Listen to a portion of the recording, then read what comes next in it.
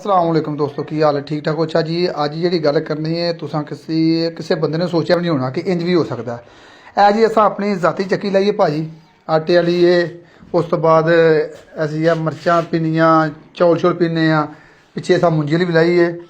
अगे भी दो त्रै बारी वाकया होया है तो चलो मैं आखिया चलो मिस्टेक ना हो गया होना।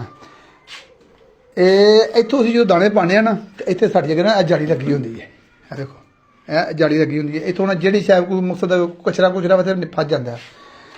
अबू जी किनिया गोलियां निकलियां ने? चार गोलियां। आ देखो जहर वाली गोलियां ने तीन है तो एक नाली सट छड़ी ने ते दाने किन्ने ने अबू जी? 32 किलो 32 किलो दाणियां जो 4 जहर दियां गोलियां निकलियां ने। इस तो पिछा भी बड़ियां घरां दी गोलियां निकलियां ने, बहुत घरां दी गोलियां निकलियां। इन्नी भी फुरसत नहीं अजकल दियां घरदियां कोल कि बंदा दाणियां नूं हत्थ मार के घल दे। खुदा ना खास्ता ਇਹਦੇ ਚ ਤੁਹਾਨੂੰ ਅਸੀਂ ਬਲੇਡ ਫਾਈਏ ਖਲੋ ਜੋ ਕੁਦਰਤੀ ਚੱਕੀ ਖੁੱਲੀ ਇਹ ਤੁਹਾਨੂੰ ਹਨੇ ਇਹ ਦੇਖੋ ਇਹ ਬਲੇਡ ਹੁੰਦੇ ਨੇ ਲੋਹੇ ਹਾਰ ਹੁੰਦੇ ਨੇ। ਧਿਆਨ ਮਾਰੋ ਵੇਖੋ ਵੱਜ ਕੇ ਨਾ ਕਿਵੇਂ ਘਸ ਗਏ ਨੇ।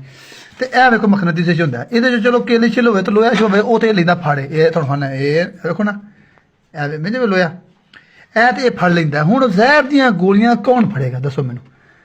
अल्लाह पाक खैर करे जे खुदा ना खास्ता गोली विच डिग जांदी है ते वो फिती हो जानी ते जिस घर दाने जाने हैं तो वह भी जहर बन जाने हैं। बराए मेहरबानी जेड़े भरा भी चक्कियां तो दाने शाने पिआंदे हो एहतियात करा करो। अगे तुसीं दो तीन घर आखिया कि यार ना तुहाड़ियां गोलियां आईयां ने यह सोच जी असां पीन करके दाने पाए हैं ढोले जे भाई पीन करके दाने पाए हैं तो तां आ गई होनी चलो मादरत नाल। तो हुण एक गन चो 4 गोलियां आ गई ने क्योंकि दाने तो नेड़े लगे हर बंदे दे दाने नेड़े लगे ने। बराए मेहरबानी जे दाने नेड़े लगे ने तो ध्यान नाल दाने घलिया करो तो हत्थ मार के तो पीन करके घलिया करो। असां तो पीछे नहीं खुदा ना खास्ता जे कोई गंढ पिछो गोली पीसी गई ना तो अल्लाह माफ करे बहुत नुकसान हो जाना।